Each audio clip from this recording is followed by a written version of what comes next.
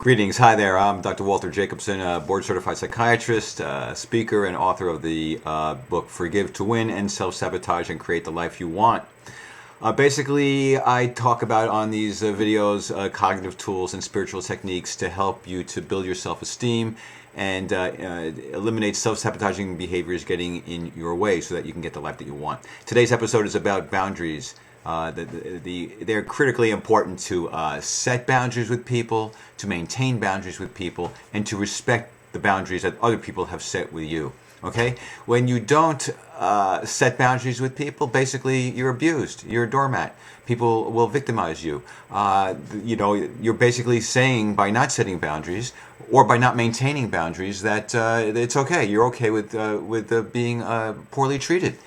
And so it's usually people who have a lot of insecurity and low self-esteem and fear that if they establish boundaries or try to set boundaries with people, those people will go away, and then they'll really be unhappy and alone and terrified. So they tolerate being a victim. They tolerate victimizers and bullies and abusers in their lives. And sometimes these people can be very loving and part of their family or or be close friends. And these people are just thoughtless and inconsiderate or have other games going, other agendas they may not be conscious of. Or they may be conscious of. And the whole point is you can make them conscious of it.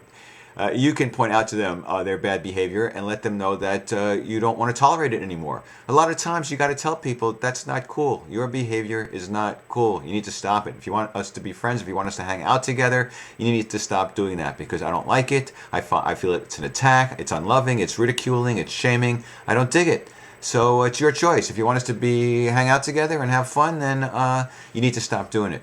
Okay, so what happens is if you actually do this, you will train people to treat you better, or they'll go away. But either way, you're ahead of the game in the long run. Either way, you're ahead of the game.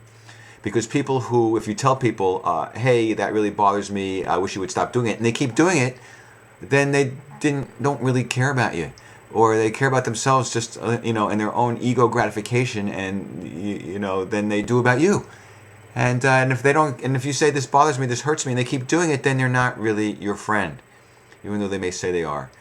So you set boundaries with people in order to train them to treat you better.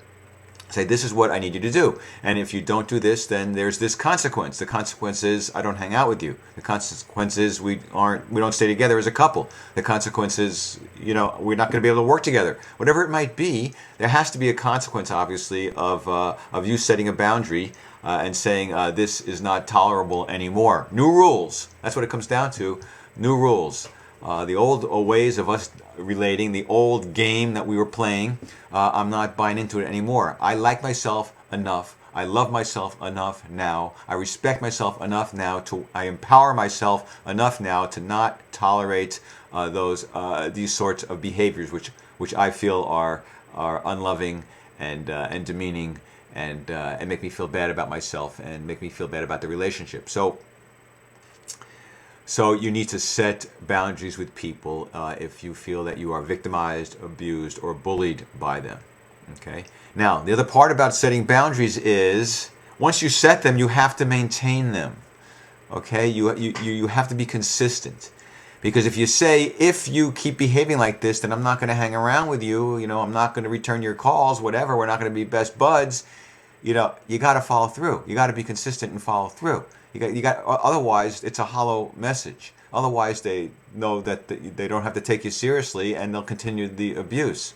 So for example, let's say that. Let's say you've broken up with somebody, and that person doesn't want to go away, and they're basically stalking you in a way. They're texting you and emailing you and calling you and Facebooking you and all sorts of stuff, and they just won't stop, and they're pleading with you to give them another chance, or they're calling you names or whatever, trying to manipulate you in some way back into the relationship, a relationship that you decided was toxic and abusive and you don't want. So this is not an example, obviously, where you're saying to somebody, if you treat me this way, I won't be your friend. This is an example of where you get rid of somebody by setting a boundary and being consistent with it. The boundary you set is basically, if they call, if they text, whatever they do, you don't respond. You can tell them one time initially. You can say, hey, here's the deal, we're done. Better or worse, I feel sad about it, I don't feel sad about it. Say whatever you want to say, but bottom line is we're done, and I'm not going home again. I'm not going to go back to that. My mind is made up. Nothing you can say or do is going to change my mind. That's the clarity of your statement. So please do not call me, do not text me, do not try to draw me back into the relationship, right? Now, they won't respect that. This is an example of people who don't respect boundaries being set. They may be bullies, they may be abusers, they may be well-intentioned, but the bottom line is you have to set the boundary. Please, we're done. It's over. I'm not going to change my mind. Go away. Don't call me. Don't text me. Leave me alone. And then they do. And if you do this, if you do persist, I'm simply not going to respond. Okay? That's the boundary. Now, what do? Well, they don't really believe you, or they don't want to believe you, or they want to try to wear you down, so they're gonna call you, or text you, or whatever. And the consistency is you have to follow through with the consequence. You have to do what you said. I'm not going to respond. You don't respond. You don't even respond by saying, I thought I told you I wasn't responding. Okay? See, because once you do that, you've responded. Once you do that, even if you say, I already told you I'm not going to be into this. I already told you I'm not going to respond, so don't call me anymore.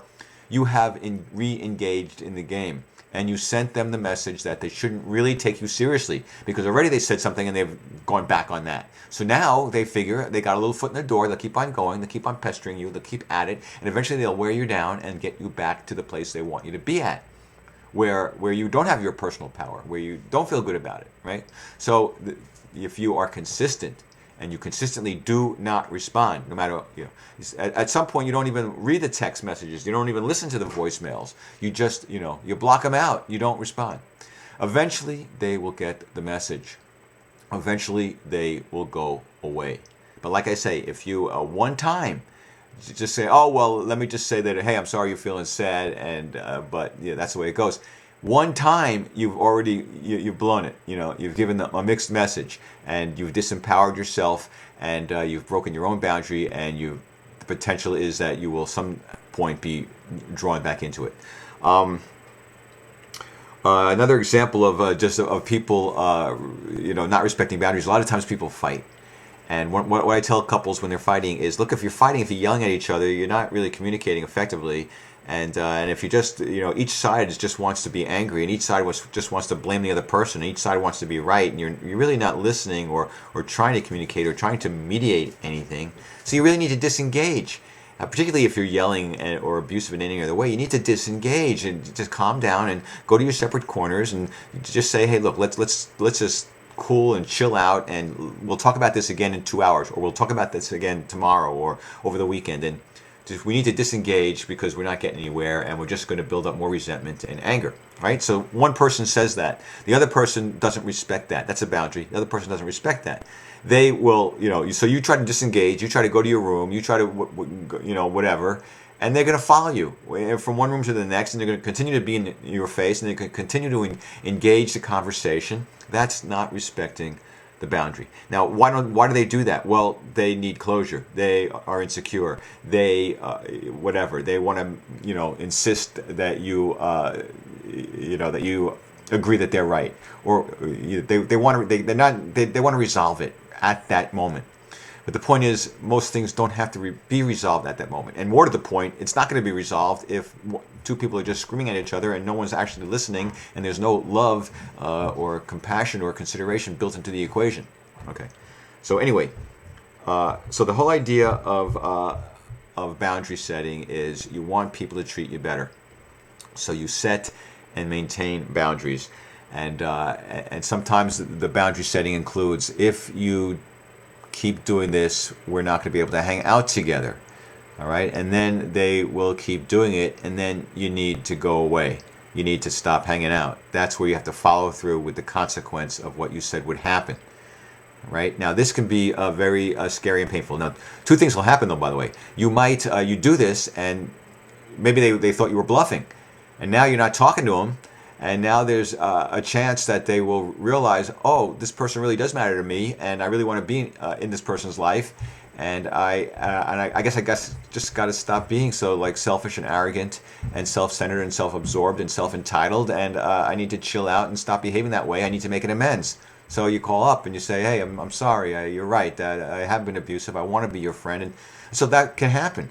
When you set a boundary with someone and say that behavior is not going to be acceptable anymore, and then then you stop calling them back and you stop calling them, they very well may realize your worth and your value and want to respect you and then treat you better. So you may have a better friend and a better friendship and a better relationship, and and everything blossoms, or not. Or they'll say, hey, screw you. I'm okay with you going away. Have a nice life. Okay. So when you set boundaries and have consequences, like, if you keep behaving like this, I'm going to leave you, you got to be careful. You don't set a consequence unless you are going to go through with it. And be aware that what will happen oftentimes when you say that and then you actually do that, you disengage, you leave a relationship, you stop calling, is anxiety will bubble up in you. Okay, anxiety, fear about the future, fear about loneliness, abandonment fears will jump up, because that's why you tolerated abuse in the first place, because you were afraid that if you asserted yourself, people would go away and you'd be all alone and no one would love you, and and then it would really be scary and life would be terrible, right? So you have to start realizing that your abandonment issues and your anxieties and fears are going to jump up if you say no to abuse. If you stop being a doormat and say no to abuse and say no to codependent relationships and say adios, I like myself enough now I'm going to be willing to be alone. Well, the abandonment will jump up, the anxiety will jump up, and it's those things that make you go back and try to like re-engage and break your own boundary. And so what you need to do is you need to remind yourself of the truth. So you tell yourself, okay, I'm feeling panicky, I'm feeling depressed, I'm feeling scared, and you say, these are my abandonment issues. This is my insecurity coming up from my abandonment issues. And it's okay, because there's nothing really is going on. I'm okay. It's not the end of the world. And no matter how important I think this person is in my life, there's plenty of fish in the sea, really. There's plenty of people out there. And there's X number of people out there amidst the plenty that would prefer to treat you well and better. And so just because you don't have like somebody from column B to replace column A guy or girl, doesn't matter. So, somebody will most likely show up who will treat you better because you'll insist on it. And then you'll have a better, healthier, loving, nurturing, sustainable relationship. So when you get really scared and panicky and the abandonment jumps up, I'm going to be alone my whole life, that's just catastrophic thinking. It's not real. But I tell you what, even if it is real, even if there is a possibility, of course there's a possibility, right? That there's always a possibility that if you leave a relationship, a friendship, whatever, that you're not going to get something else, right?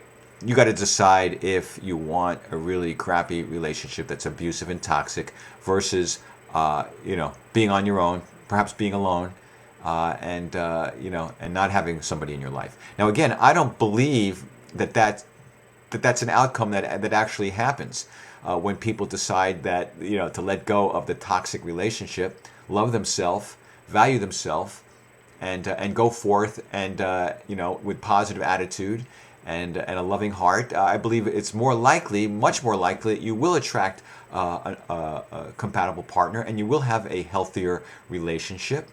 But point being, your anxiety, your abandonment issues will jump up. And if you really want to be done with that relationship, you have to remind yourself that that's what it is. Anxiety, abandonment, it's okay. I'll breathe through it. It'll be painful. Eventually the emotional pain will subside. Eventually I'll get over this relationship. Eventually I will move on in my life and feel liberated, which is usually the case. Usually you feel liberated and empowered when you take care of yourself and you don't allow yourself to be bullied by other people. So this whole idea of setting boundaries,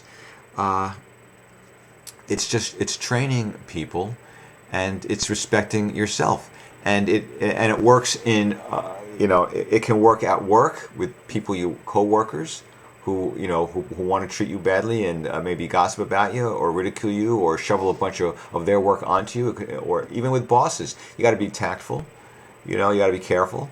And these days, maybe you don't want to set boundaries in these economic times because maybe you don't want to get fired, and so that wouldn't be feasible to say, look, if you keep putting all this work onto me, if you keep making me work like the work of two people, and I have to work during my lunch hour, I'm going to have to quit the job. Maybe you don't want to say that because, again, maybe they'll say, okay, go away. I'll find somebody else who's desperate to be overworked and stressed out and have a breakdown, and so good, go away. So obviously, in a work environment, you do have to be careful about whether you can make a draw line in the sand like that. I have found that in my clinical practice that most people who are being these days who are being toxified and burnt out and fried and stressed out because their company has like fired people, let people go, and then piled them up with 3 times the work and don't care about them. These people get sick. They end up in my office. They're on like stress leave, or they have a lawsuit because of a toxic, hostile work environment, or they just have a breakdown because they couldn't say no. And so rather than quit a job that's toxic, for whatever reasons, they have a breakdown and they quit it that way, or they have an accident that takes them out of the loop.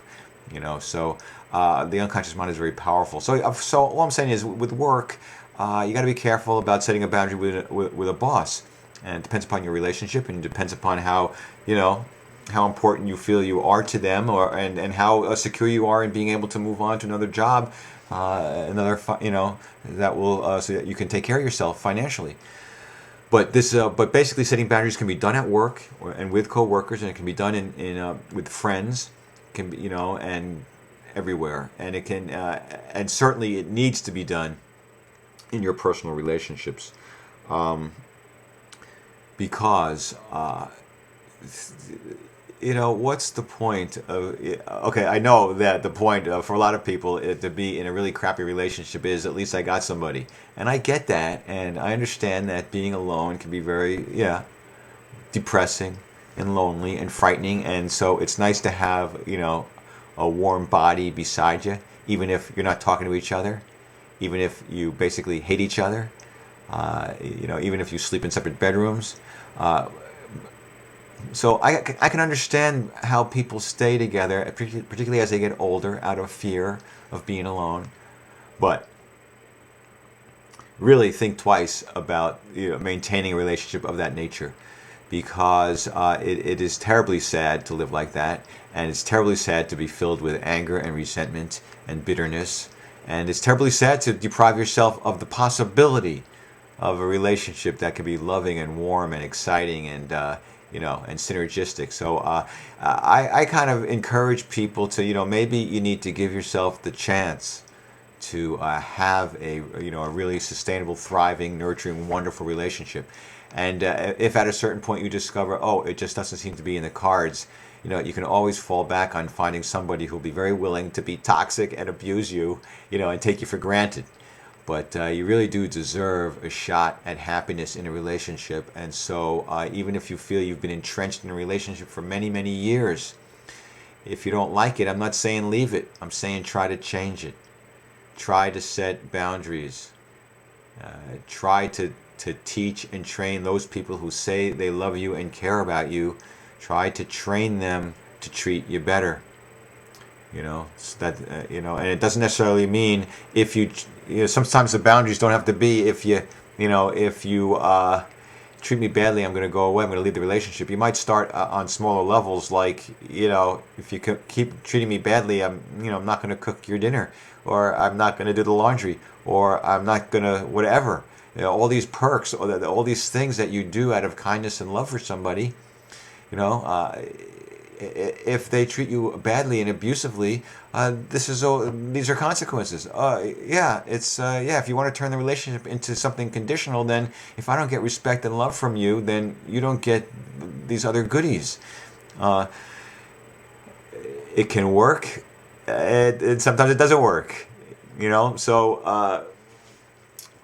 But the point is, don't settle for a crappy relationship. Try to negotiate a relationship that is healthy and and not codependent. Try to negotiate relationship where each person is trying to be considerate of the other person's needs, where everyone's trying to get everyone's needs met, where you